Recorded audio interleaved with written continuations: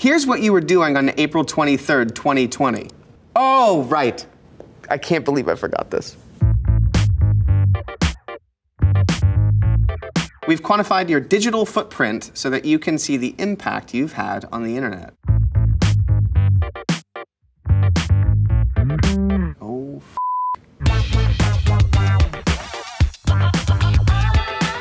This is what happens when you Google Elijah Wood. Oh boy, about 40,400,000 results. Top stories. The Toxic Avenger reboot rumored to be adding Elijah Wood. This is true.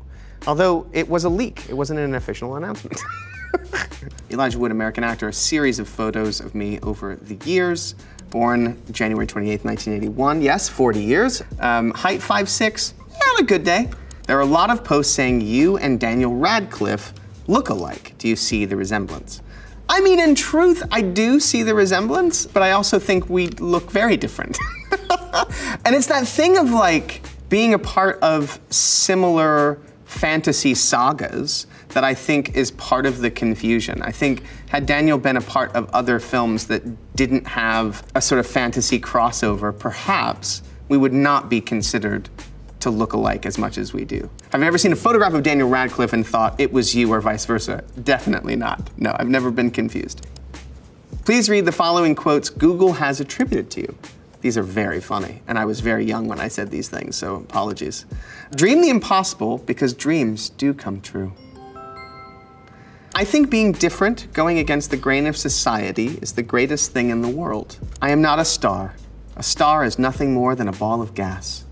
Now, I did say these things, so I remember that last one specifically. My mom, she was so focused on humility and bringing me up with humility. That was actually something that she would say, for me to say as a sort of answer to that notion of like, what's it like being a star?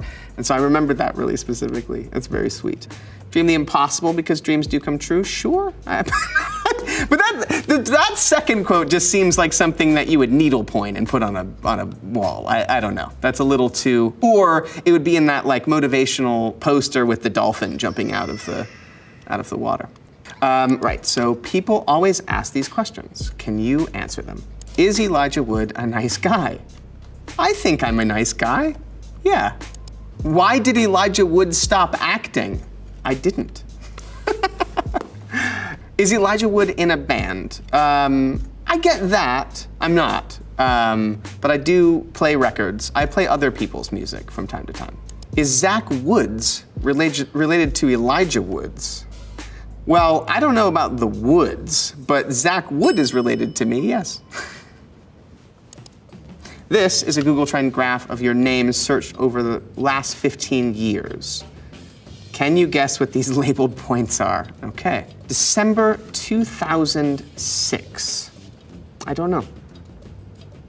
Wow, Happy Feet and Bobby released on the same day. That I don't remember. That's amazing. July of 2011, was that the release of The Hobbit? That is, I'm really bad at this. I'm gonna tell you the rest of this is gonna go horribly wrong.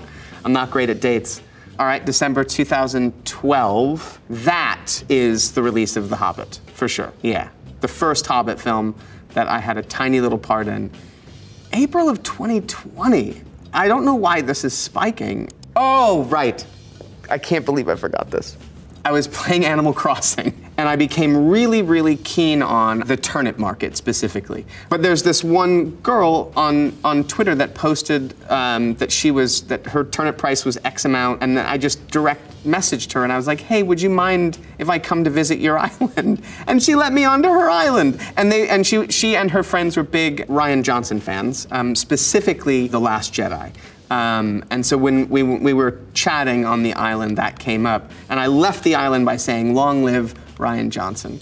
And I believe Ryan put that on his banner on Twitter for a brief period of time. Very funny. All right. All right, so speaking of important dates, does October 21st, 2015 mean anything to you? 2015? See, I told you I'm not great at dates. What is October? What happened? Oh, right. It's the day Marty McFly traveled to the future and Back to the Future Part 2. That's amazing. We broke down some of the data points comparing you in the fictional 2015 and the real 2015. This is great, okay. Here you are in the fictional October 21st, 2015. Fave fashion choice, green colander hat, and the fave hangout spot would be the Cafe 80s. Okay, and here you are in real life on October 16th, 2015, coming out of an airport. All right, so stats. Age 34, screen credits up at that time 101. That is crazy. Favorite fashion choice.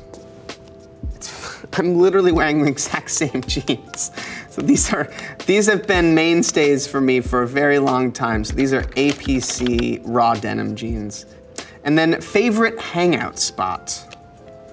You know what? I would say the Alamo Drafthouse, which still remains a favorite spot for consuming films. Maybe the best place to consume films in the world. All right, let's switch over to IMDb. You have a lot of acting credits. I guess so. Oh my God. You have a total of 115 acting credits. That is staggering, and I've never counted, so that is news to me. Okay. Of all your acting roles, you're best known for your role as Frodo Baggins from the Lord of the Rings trilogy. We watched the entire trilogy again and added up all your screen time in the theatrical versions of the Lord of the Rings trilogy. Can you guess what it roughly came to? 2+ hours, 2 hours, and 3 minutes. How did you keep track of which film you were filming at any given time? So the way that it initially went is we primarily were focused on the first film until we had a rainstorm that washed away a number of sets. We had some flooding in the South Island in a town called Queenstown. Our wet weather cover was a scene from film 3 when Frodo is on the steps of Cirith Ungol with Sam and Gollum. And at that point, we'd not shot anything from the third film, and we'd not shot anything with Gollum. Andy Serkis wasn't there, so we had someone standing in for Andy Serkis. We didn't shoot the rest of the coverage for that scene for a year. Just goes to show how long we were in New Zealand. We shot whatever we could for a day, didn't revisit that scene for an entire year. Okay, also on IMDb, it says you've produced 19 films so far. Oh wow, yeah. That's amazing. Okay, so only here are the stats, the percentage in terms of the qualifications. Only 5.26% are classified as romance, 26.32% are classified as comedies, 36.8% are classified as thrillers, 52.63% are classified as horror films. It looks like you're a horror fan. What do you like about the genre? I grew up watching horror films. I was never really scared by them. I like that anything's possible. I think that's something I love about genre cinema in general, is that the sort of rules of filmmaking don't necessarily apply. There's really a lot of room for experimentation. It elicits an emotional response. It gets a response out of you, and I enjoy that. And I suppose I'm a little morbid, I guess. All right, let's talk about a few of the films you produced. Mandy, oh man. Panos Cosmatos masterpiece, Color Out of Space, and then No Man of God. That poster looks like we're about to arm wrestle. It's not an arm wrestling movie. No Man of God is actually about Ted Bundy and his relationship to Bill Hagmaier, the FBI agent who met him over the course of 4 years prior to his execution. Color Out of Space is an H.P. Lovecraft adaptation that we've been trying to get made for a long time. It's something that we're deeply proud of. It was wonderful to work with Nick again. And then Mandy. In some ways, Mandy is a perfect example of what exemplifies why we wanted to start a company in the first place, and I think ultimately what SpectreVision is really truly all about, which is a filmmaker with a vision and giving that filmmaker the space to do whatever he or she wants to do, and really playing with the genre. It's weird, it gets classified as a horror movie. It's not a horror movie, it's a revenge movie. So you're also in these popular music videos on YouTube. Tell us a little bit about shooting each. Okay, so the first thing is Paula Abdul's Forever Your Girl music video, directed by David Fincher before he started making films. First job I ever had. I'd never worked on anything as an actor, but it was so exciting. I got to meet Paula Abdul, she was so lovely. Yeah, I have very fond memories of that. Okay, Beastie Boys Make Some Noise. Now this is man, it was a gift, a true honor and a gift to be a part of that. I'll never forget, I was talking to a representative of mine who's like, I actually can get Yauk on the phone, he'd like to explain it to you. I'm like, oh my God, I'm gonna talk to Adam Yauk. And then he explained it, and I laughed my ass off, and I was like, that sounds hilarious. He's like, you should read it first. And I read it, and it was hilarious, and everybody felt the same way, and it was this sense of like, we're so lucky, we get to do this, what an incredible gift, you know? It was awesome. Okay, so we also found this late night clip. Can you tell us the story behind this appearance? И в школе тоже все будут знать. Я почему спрашиваю про ночные клубы? So this is an insane thing. But and I can't remember this gentleman's actual name, but I was in Moscow for press, partially, for Maniac, weirdly enough. This guy has replicated the same format of Jimmy Fallon. So the show is the Jimmy Fallon show, but in Russian. And being on it it felt weirdly familiar, but it was also, I think I had a translator in my head, in my ear, so he's speaking to me in Russian, I'm speaking to him in English. It was very surreal, but yeah. So Jimmy Fallon, you have a counterpart in Russia. Actually, read this one comment here. Right, Elijah Wood is a nice person, and there is some kind of sympathy for him in my soul. Some kind of sympathy. I love direct translation of languages because the actual direct translation is often like a strange bungled English. But yeah, there is some kind of sympathy for him in my soul. Well, thank you. Elijah is so cool, so calm, pleasant, does not interrupt. He is just cool.